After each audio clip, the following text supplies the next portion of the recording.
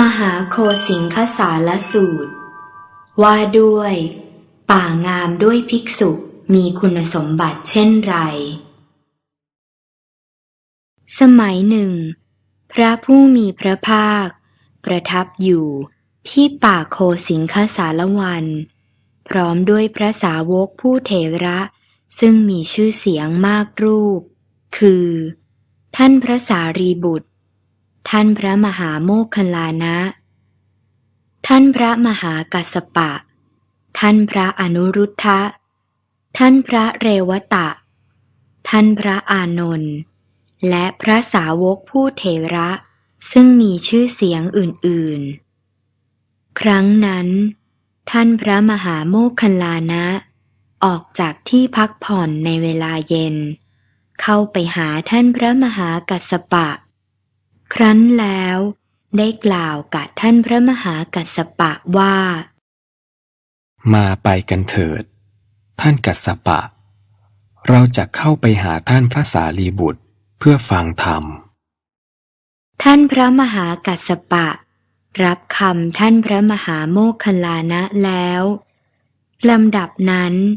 ท่านพระมหาโมคคัลลานะท่านพระมหากัสสปะ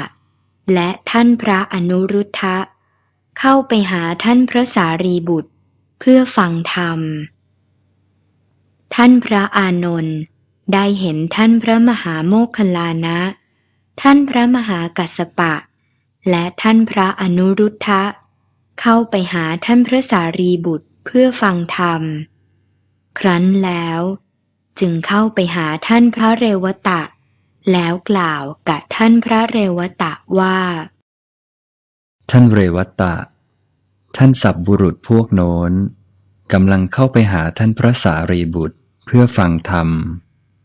มาไปกันเถิดท่านเรวตะเราจะเข้าไปหาท่านพระสารีบุตรเพื่อฟังธรรมท่านพระเรวตะรับคำท่านพระอานนท์แล้วลำดับนั้นท่านพระเรวตะและท่านพระอานนท์เข้าไปหาท่านพระสารีบุตรเพื่อฟังธรรมท่านพระสารีบุตรได้เห็นท่านพระเรวตะและท่านพระอานนท์กำลังเดินมาแต่ไกลครั้นแล้วได้กล่าวกับท่านพระอานนท์ว่าท่านอานนท์จงมาเถิดท่านอานนท์ผู้เป็นอุปถากของพระผู้มีพระภาคผู้อยู่ใกล้พระผู้มีพระภาคมาดีแล้วท่านอานนท์ป่าโคสิงคสารวันเป็นสถานน่ารื่นรมราตรีแจ่มกระจ่างไม้สาละบานสะพรั่งทั่วต้นกลิ่นคล้ายทิพย์ย่อมฟุ้งไปท่านอานนท์ป่าโคสิงคสารวันจะพึงงามด้วยภิกษุเห็นปานไรความเห็นพระอานนท์ท่านพระอานนท์ตอบว่าท่านสารีบุตรภิกษุในพระศาสนานี้เป็นพหูสูตรเป็นผู้ทรงสุตตะสั่งสมสุตตะธรรมเหล่านั้นใดงามในเบื้องต้นงามในท่ามกลางงามในที่สุดพร้อมทั้งอัดพร้อมทั้งพยัญชนะประกาศพรหมจรรย์บริสุทธิ์บริบูรณ์สิ้นเชิงทำเห็นปานนั้นอันภิกษุนั้นสดับมากแล้วทรงไว้แล้วสั่งสมด้วยวาจาตามเพ่งด้วยใจแทงตลอดดีแล้วด้วยความเห็นภิกษุนั้นแสดงธรรมแก่บริษัทสี่ด้วยบทและพยัญชนะอันราบเรียบไม่ขาดสายเพื่อถอนเสียซึ่งอนุสัยท่านพระสารีบุตรป่าโคสิงคสารวันพึงงามด้วยภิกษุเห็นปานนี้แลความเห็นพระเรวตะเมื่อท่านพระอานนท์กล่าวอย่างนี้แล้วท่านพระสารีบุตรได้กล่าวกับท่านพระเรวตะว่าท่านเรวตะปฏิภาณตามที่เป็นของตนท่านอานนท์พยากรณ์แล้ว บัดนี้เราขอถามท่านเรวตะในข้อนั้นว่าป่าโคสิงคสารวันเป็นสถานน่ารื่นรมราตรีแจ่มกระจ่างไม้สาละบานสะพรั่งทั่วต้นกลิ่นคล้ายทิพย์ย่อมฟุ้งไปท่านเรวตะป่าโคสิงคสารวันจะพึงงามด้วยภิกษุเห็นปานไรท่านพระเรวตะตอบว่า ท่านสารีบุตรภิกษุในพระศาสนานี้เป็นผู้มีความหลีกเร้นเป็นที่มายินดียินดีแล้วในความหลีกเร้นประกอบเนืองซึ่งเจโตสมถะอันเป็นภายในมีฌานอันไม่ห่างเหินแล้ว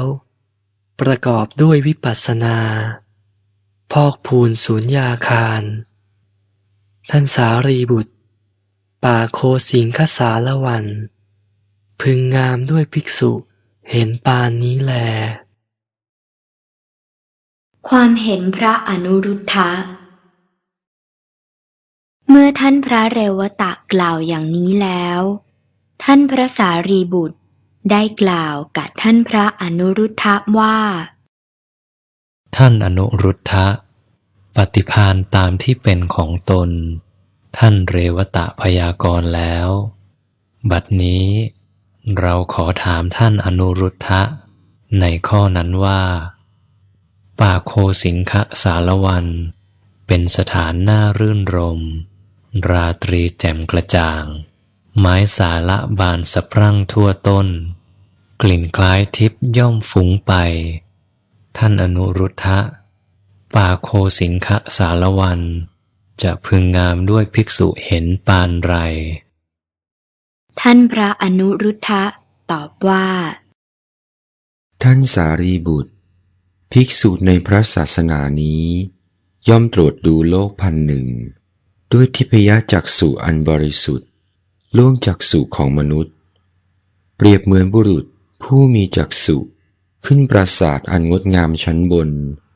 พึงแลดูมณฑลแห่งกงตั้งพันได้ฉันใด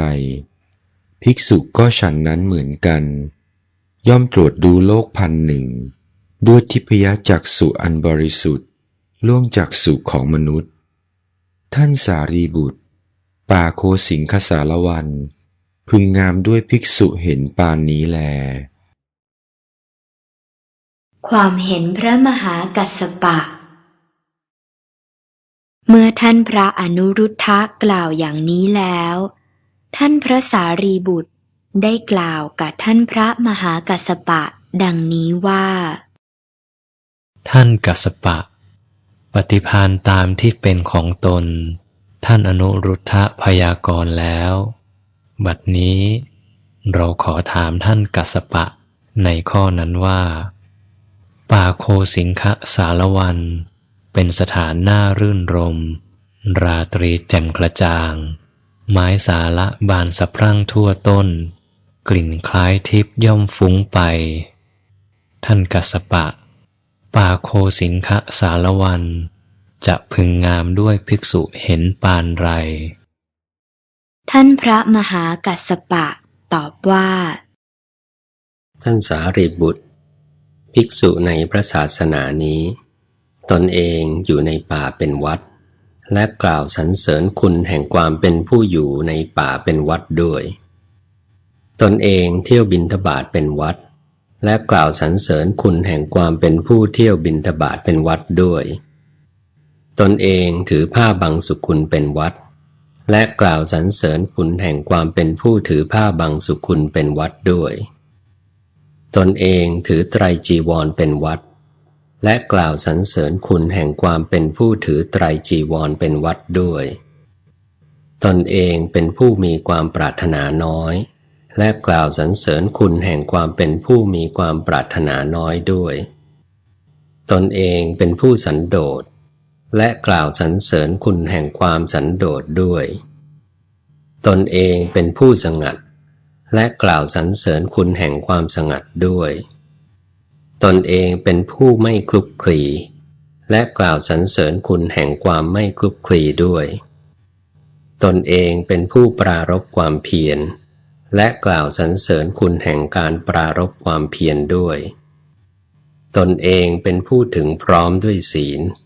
และกล่าวสรรเสริญคุณแห่งความถึงพร้อมด้วยศีลด้วยตนเองเป็นผู้ถึงพร้อมด้วยสมาธิและกล่าวสรรเสริญคุณแห่งความถึงพร้อมด้วยสมาธิด้วยตนเองเป็นผู้ถึงพร้อมด้วยปัญญาและกล่าวสรรเสริญคุณแห่งความถึงพร้อมด้วยปัญญาด้วย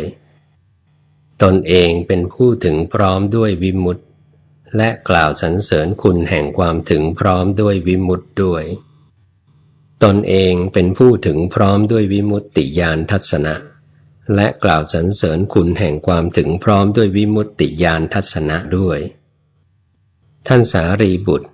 ป่าโคสิงคสารวันพึงงามด้วยภิกษุเห็นปานนี้แลความเห็นพระมหาโมคคัลลานะเมื่อท่านพระมหากัสสปะกล่าวอย่างนี้แล้วท่านพระสารีบุตรได้กล่าวกับท่านพระมหาโมคคัลลานะดังนี้ว่า ท่านโมคคัลลานะปฏิภาณตามที่เป็นของตน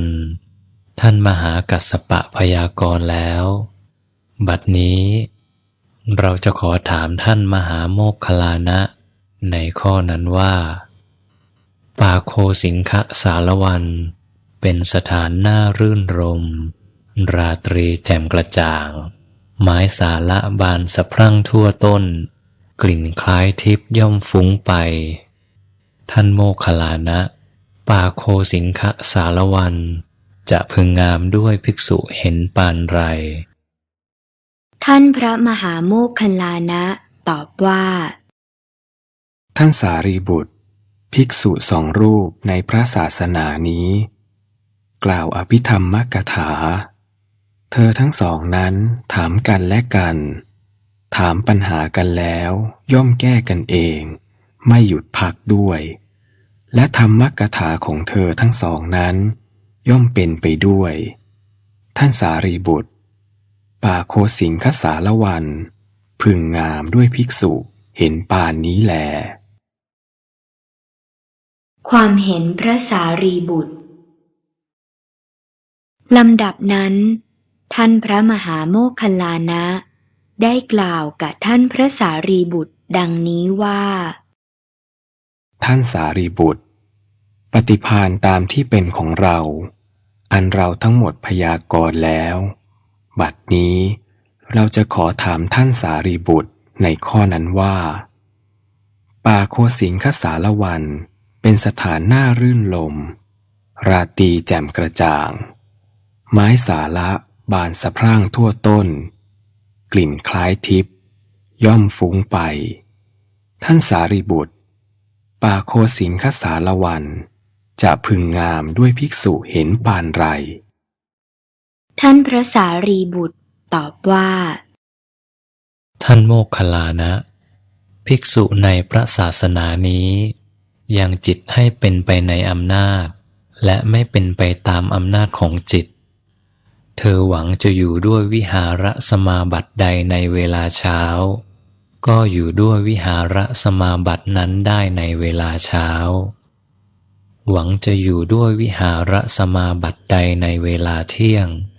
ก็อยู่ด้วยวิหารสมาบัตินั้นได้ในเวลาเที่ยงหวังจะอยู่ด้วยวิหารสมาบัติใดในเวลาเย็นก็อยู่ด้วยวิหารสมาบัตินั้นได้ในเวลาเย็นเปรียบเหมือนพระอบผ้าของพระราชาหรือราชมหาอมาตย์ซึ่งเต็มด้วยผ้าที่ย้อมแล้วเป็นสีต่างๆพระราชาหรือราชมหาอมาตย์นั้นหวังจะห่มคู่ผ้าชนิดใดในเวลาเช้าก็ห่มคู่ผ้าชนิดนั้นได้ในเวลาเช้าหวังจะห่มคู่ผ้าชนิดใดในเวลาเที่ยงก็ห่มคู่ผ้าชนิดนั้นได้ในเวลาเที่ยงหวังจะห่มคู่ผ้าชนิดใดในเวลาเย็นก็ห่มคู่ผ้าชนิดนั้นได้ในเวลาเย็นฉันใดภิกษุยังจิตให้เป็นไปในอำนาจและไม่เป็นไปตามอำนาจของจิต เธอหวังจะอยู่ด้วยวิหารสมาบัติใดในเวลาเช้าก็อยู่ด้วยวิหารสมาบัตินั้นได้ในเวลาเช้าหวังจะอยู่ด้วยวิหารสมาบัติใดในเวลาเที่ยง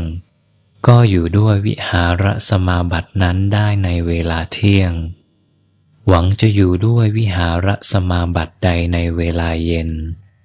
ก็อยู่ด้วยวิหารสมาบัตินั้นได้ในเวลาเย็นฉันนั้นเหมือนกันท่านโมคคัลลานะปาโคสิงคสารวันพึงงามด้วยภิกษุเห็นปานนี้แลท่านผู้มีอายุทั้งหลายปฏิภาณตามที่เป็นของตนของตนพวกเราทุกรูปพยากรณ์แล้วมาไปกันเถิดพวกเราจักเข้าไปเฝ้าพระผู้มีพระภาคอย่างที่ประทับครั้นแล้วจะกราบทูลเนื้อความนี้แด่พระผู้มีพระภาคพระผู้มีพระภาคจักทรงพยากรณ์แก่พวกเราอย่างใดพวกเราจักทรงจำข้อความนั้นไว้อย่างนั้นท่านผู้มีอายุเหล่านั้นรับคำท่านพระสารีบุตรแล้วเข้าเฝ้าพระพุทธองค์ลำดับนั้นท่านผู้มีอายุเหล่านั้น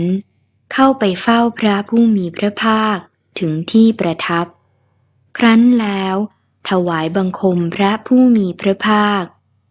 นั่งณที่ควรส่วนข้างหนึ่งแล้วท่านพระสารีบุตรได้กราบทูลดังนี้ว่าพระพุทธเจ้าข้าขอประทานพระวโรกาสท่านพระเรวตะท่านพระอานนท์เข้าไปหาข้าพระองค์ถึงที่อยู่เพื่อฟังธรรมข้าพระองค์ได้เห็นท่านพระเรวตะและท่านพระอานนท์กำลังเดินมาแต่ไกลครั้นแล้ว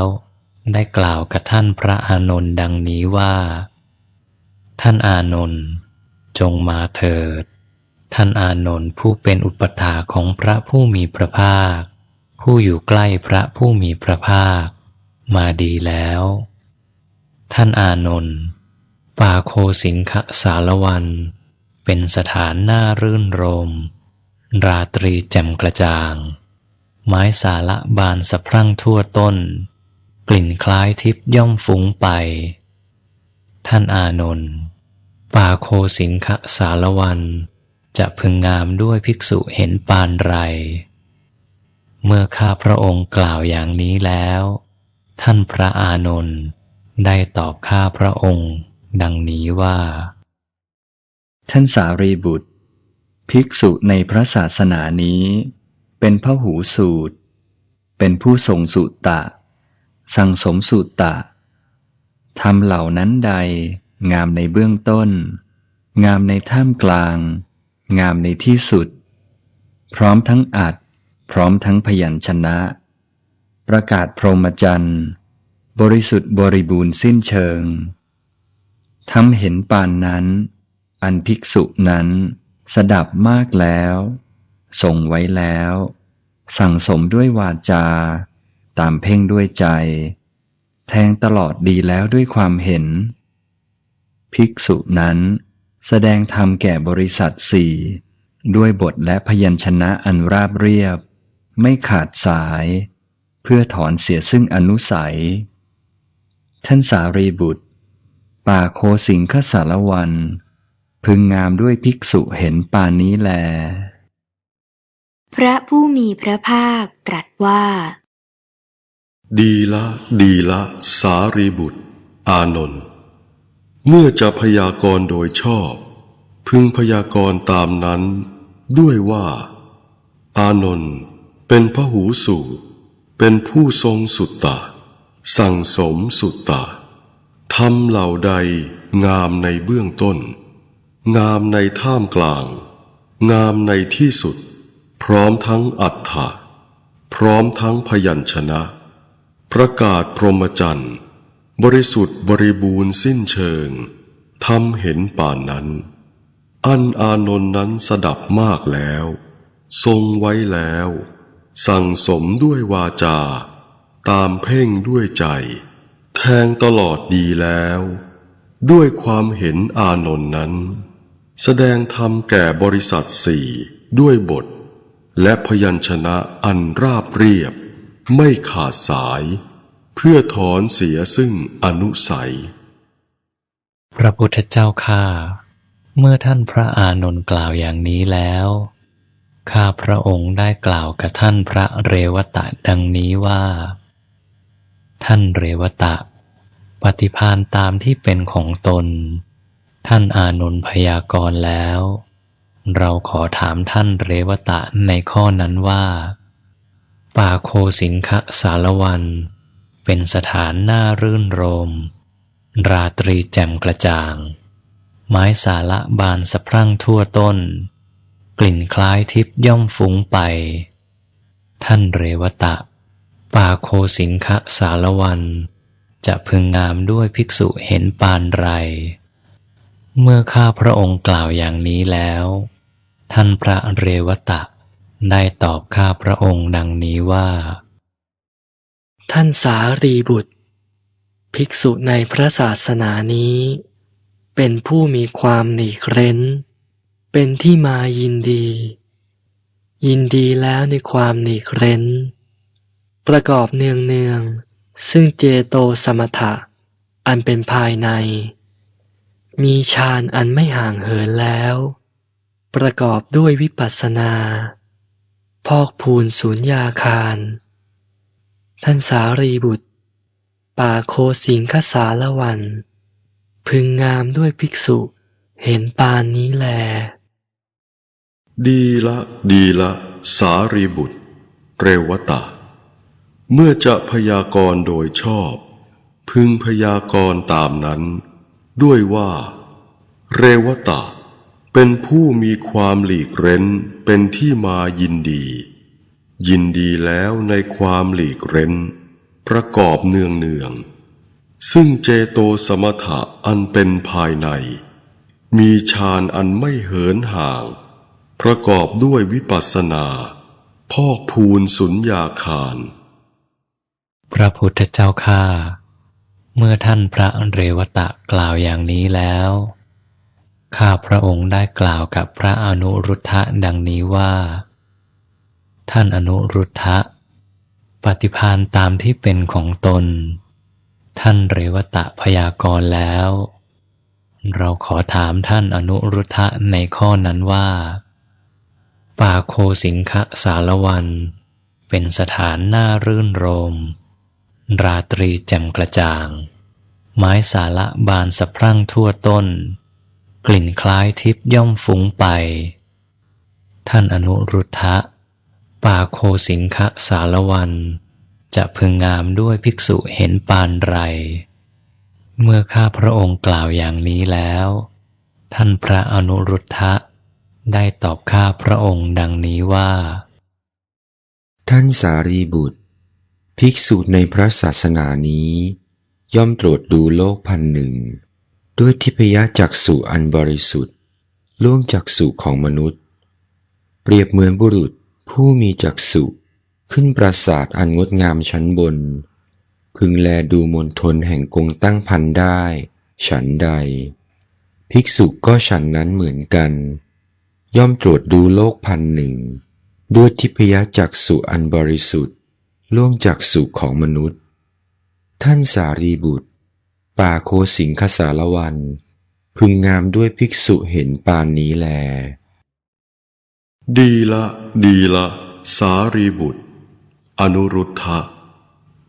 เมื่อจะพยากรณ์โดยชอบพึงพยากรณ์ตามนั้นด้วยว่าอนุรุทธะย่อมตรวจดูโลกตั้งพันด้วยทิพยจักษุอันบริสุทธิ์ล่วงจักษุของมนุษย์พระพุทธเจ้าข้าเมื่อท่านพระอนุรุทธะกล่าวอย่างนี้แล้วข้าพระองค์ได้กล่าวกับท่านพระมหากัสสปะดังนี้ว่าท่านกัสสปะปฏิภาณตามที่เป็นของตนท่านพระอนุรุทธะพยากรณ์แล้วเราขอถามท่านมหากัสสปะในข้อนั้นว่าป่าโคสิงคสารวัน เป็นสถานน่ารื่นรมราตรีแจ่มกระจ่างไม้สาละบานสะพรั่งทั่วต้นกลิ่นคล้ายทิพย์ย่อมฟุ้งไปท่านกัสสปะป่าโคสิงคสารวันพึงงามด้วยภิกษุเห็นปานไรเมื่อข้าพระองค์กล่าวอย่างนี้แล้วท่านมหากัสสปะได้ตอบข้าพระองค์ดังนี้ว่าท่านสารีบุตรภิกษุในพระศาสนานี้ตนเองอยู่ในป่าเป็นวัดและกล่าวสรรเสริญคุณแห่งความเป็นผู้อยู่ในป่าเป็นวัดด้วยตนเองเที่ยวบิณฑบาตเป็นวัดและกล่าวสรรเสริญคุณแห่งความเป็นผู้เที่ยวบิณฑบาตเป็นวัดด้วยตนเองถือผ้าบังสุกุลเป็นวัดและกล่าวสรรเสริญคุณแห่งความเป็นผู้ถือผ้าบังสุกุลเป็นวัดด้วยตนเองถือไตรจีวรเป็นวัดและกล่าวสรรเสริญคุณแห่งความเป็นผู้ถือไตรจีวรเป็นวัดด้วยตนเองเป็นผู้มีความปรารถนาน้อยและกล่าวสรรเสริญคุณแห่งความเป็นผู้มีความปรารถนาน้อยด้วยตนเองเป็นผู้สันโดษและกล่าวสรรเสริญคุณแห่งความสันโดษด้วยตนเองเป็นผู้สงัดและกล่าวสรรเสริญคุณแห่งความสงัดด้วยตนเองเป็นผู้ไม่คลุกคลีและกล่าวสรรเสริญคุณแห่งความไม่คลุกคลีด้วยตนเองเป็นผู้ปรารภความเพียรและกล่าวสรรเสริญคุณแห่งการปรารภความเพียรด้วยตนเองเป็นผู้ถึงพร้อมด้วยศีลและกล่าวสรรเสริญคุณแห่งความถึงพร้อมด้วยศีลด้วยตนเองเป็นผู้ถึงพร้อมด้วยสมาธิและกล่าวสรรเสริญคุณแห่งความถึงพร้อมด้วยสมาธิด้วย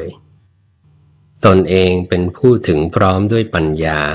และกล่าวสรรเสริญคุณแห่งความถึงพร้อมด้วยปัญญาด้วยตนเองเป็นผู้ถึงพร้อมด้วยวิมุตติและกล่าวสรรเสริญคุณแห่งความถึงพร้อมด้วยวิมุตติด้วยตนเองเป็นผู้ถึงพร้อมด้วยวิมุตติญาณทัศนะและกล่าวสรรเสริญคุณแห่งความถึงพร้อมด้วยวิมุตติญาณทัศนะด้วยท่านสารีบุตรป่าโคสิงคสารวันพึงงามด้วยภิกษุเห็นปานนี้แลดีละดีละสารีบุตรกัสสปะเมื่อจะพยากรณ์โดยชอบพึงพยากรณ์ตามนั้นด้วยว่ากัสสปะตนเองเป็นผู้อยู่ในป่าเป็นวัดและกล่าวสรรเสริญคุณแห่งความเป็นผู้อยู่ในป่าเป็นวัดด้วยตนเองเที่ยวบิณฑบาตเป็นวัดและกล่าวสรรเสริญคุณแห่งความเป็นผู้เที่ยวบิณฑบาตเป็นวัดด้วยตนเองถือผ้าบังสุกุลเป็นวัดและกล่าวสรรเสริญคุณแห่งความเป็นผู้ถือบังสุกุลเป็นวัดด้วยตนเองถือไตรจีวรเป็นวัดและกล่าวสรรเสริญคุณแห่งความเป็นผู้ถือไตรจีวรเป็นวัดด้วยตนเองเป็นผู้มีความปรารถนาน้อยและกล่าวสรรเสริญคุณแห่งความเป็นผู้มีความปรารถนาน้อยด้วยตนเองเป็นผู้สันโดษและกล่าวสรรเสริญคุณแห่งความเป็นผู้สันโดษด้วยตนเองเป็นผู้สงัดและกล่าวสรรเสริญคุณแห่งความเป็นผู้สงัดด้วยตนเองเป็นผู้ไม่คลุกคลีและกล่าวสรรเสริญคุณแห่งความไม่คลุกคลีด้วยตนเองเป็นผู้ปรารภความเพียรและกล่าวสรรเสริญคุณแห่งการปรารภความเพียรด้วยตนเองเป็นผู้ถึงพร้อมด้วยศีลและกล่าวสรรเสริญคุณแห่งความถึงพร้อมด้วยศีลด้วยตนเองเป็นผู้ถึงพร้อมด้วยสมาธิและกล่าวสรรเสริญคุณแห่งความถึงพร้อมด้วยสมาธิด้วยตนเองเป็นผู้ถึงพร้อมด้วยปัญญาและกล่าวสรรเสริญคุณแห่งความถึงพร้อมด้วยปัญญาด้วยตนเองเป็นผู้ถึงพร้อมด้วยวิมุตติและกล่าวสรรเสริญคุณแห่งความถึงพร้อมด้วยวิมุตติด้วย ตนเองเป็นผู้ถึงพร้อมด้วยวิมุตติญาณทัศนะและกล่าวสรรเสริญคุณแห่งความถึงพร้อมด้วยวิมุตติญาณทัศนะด้วย พระพุทธเจ้าข้าเมื่อท่านพระมหากัสสปะกล่าวอย่างนี้แล้วข้าพระองค์ได้กล่าวกับท่านมหาโมคคัลลานะดังนี้ว่าดูกระท่านโมคคัลลานะปฏิภาณตามที่เป็นของตนท่านพระมหากัสสปะพยากรณ์แล้วเราจะขอถามท่านโมคคัลลานะในข้อนั้นว่าป่าโคสิงคสารวันเป็นสถานน่ารื่นรมราตรีแจ่มกระจ่างไม้สาละบานสะพรั่งทั่วต้นกลิ่นคล้ายทิพย์ย่อมฟุ้งไปดูกระท่านโมคคัลลานะป่าโคสิงคสารวันจะพึงงามด้วยภิกษุเห็นปานไรเมื่อข้าพระองค์กล่าวอย่างนี้แล้วท่านพระมหาโมคคัลลานะได้ตอบข้าพระองค์ดังนี้ว่าดูกระท่านสารีบุตรภิกษุสองรูปในพระศาสนานี้กล่าวอภิธรรมกถาเธอทั้งสองนั้นถามกันและกันถามปัญหากันแล้วย่อมแก้กันเองไม่หยุดพักด้วยและธรรมกถาของเธอทั้งสองนั้นย่อมเป็นไปด้วยดูกระท่านสารีบุตรป่าโคสิงคสารวันพึงงามด้วยภิกษุเห็นปานนี้แลดีละดีละสารีบุตรโมคคัลลานะเมื่อจะพยากรณ์โดยชอบพึงพยากรณ์ตามนั้นด้วยว่าโมคคัลลานะเป็นธรรมกถึกเมื่อท่านพระสารีบุตรกล่าวอย่างนั้นแล้วท่านพระมหาโมคคัลลานะได้กราบทูลพระผู้มีพระภาคดังนี้ว่าพระพุทธเจ้าค่ะในลำดับต่อไปข้าพระองค์ได้กล่าวกับท่านพระสารีบุตรดังนี้ว่าดูกระท่านสารีบุตรปฏิภาณตามที่เป็นของตนเราทั้งหมดพยากรณ์แล้วบัดนี้เราจะขอถามท่านสารีบุตรในข้อนั้นว่าป่าโคสิงคสารวันเป็นสถานน่ารื่นรมราตรีแจ่มกระจ่างไม้สาละบานสะพรั่งทั่วต้นกลิ่นคล้ายทิพย์ย่อมฟุ้งไปดูกระท่านสารีบุตรป่าโคสิงคสารวันจะพึงงามด้วยภิกษุเห็นปานไรเมื่อข้าพระองค์กล่าวอย่างนี้แล้วท่านพระสารีบุตรได้ตอบข้าพระองค์ดังนี้ว่าดูกระท่านโมคคัลลานะภิกษุในพระศาสนานี้ยังจิตให้เป็นไปในอำนาจและไม่เป็นไปตามอำนาจของจิตเธอหวังจะอยู่ด้วยวิหารสมาบัติใดในเวลาเช้าก็อยู่ด้วยวิหารสมาบัตินั้นได้ในเวลาเช้าเธอหวังจะอยู่ด้วยวิหารสมาบัติใดในเวลาเที่ยงก็อยู่ด้วยวิหารสมาบัตินั้นได้ในเวลาเที่ยงเธอหวังจะอยู่ด้วยวิหารสมาบัติใดในเวลาเย็นก็อยู่ด้วยวิหารสมาบัตินั้นได้ในเวลาเย็นเปรียบเหมือนพระอบผ้าของพระราชาหรือราชมหาอมาตย์ซึ่งเต็มด้วยผ้าที่ย้อมเป็นสีต่างๆพระราชาหรือราชมหาอมาตย์นั้นหวังจะห่มคู่ผ้าชนิดใดในเวลาเช้าก็ห่มคู่ผ้าชนิดนั้นได้ในเวลาเช้าหวังจะห่มคู่ผ้าชนิดใดในเวลาเที่ยงก็ห่มคู่ผ้าชนิดนั้นได้ในเวลาเที่ยงหวังจะห่มคู่ผ้าชนิดใดในเวลาเย็นก็ห่มคู่ผ้าชนิดนั้นได้ในเวลาเย็นฉันใดภิกษุยังจิตให้เป็นไปในอำนาจและไม่เป็นไปตามอำนาจของจิตเธอหวังจะอยู่ด้วยวิหารสมาบัติใดในเวลาเช้าก็อยู่ด้วยวิหารสมาบัตินั้นได้ในเวลาเช้าเธอหวังจะอยู่ด้วยวิหารสมาบัติใดในเวลาเที่ยง ก็อยู่ด้วยวิหารสมาบัตินั้นได้ในเวลาเที่ยงเธอหวังจะอยู่ด้วยวิหารสมาบัติใดในเวลาเย็น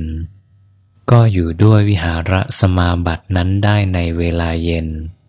ฉันนั้นเหมือนกันดูกระท่านโมคคัลลานะปาโคสิงคสารวันพึงงามด้วยภิกษุเห็นปานนี้แลดีละดีละโมคคัลลานะสารีบุตรเมื่อจะพยากรณ์โดยชอบพึงพยากรณ์ตามนั้นด้วยว่า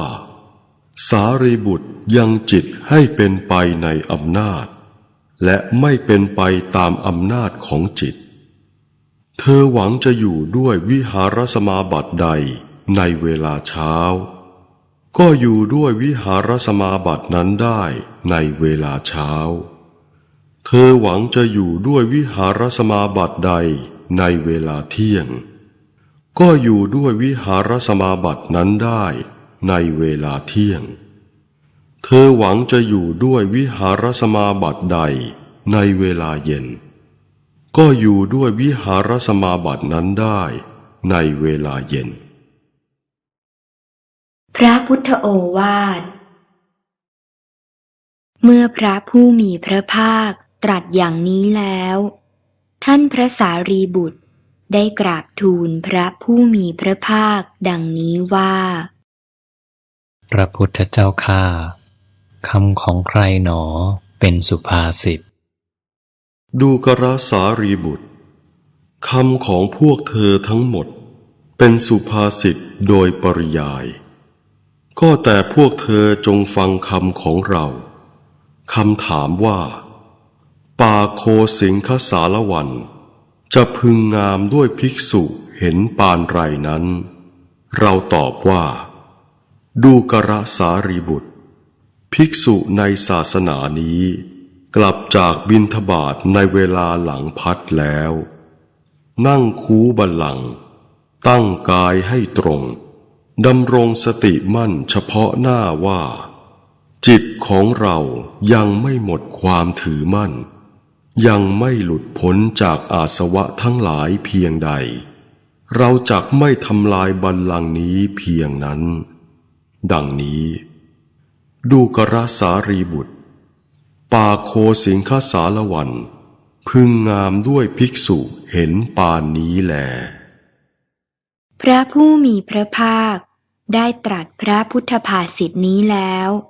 ท่านผู้มีอายุเหล่านั้นชื่นชมยินดีพระภาษิตของพระผู้มีพระภาคแล้วแลจบมหาโคสิงคสารสูตร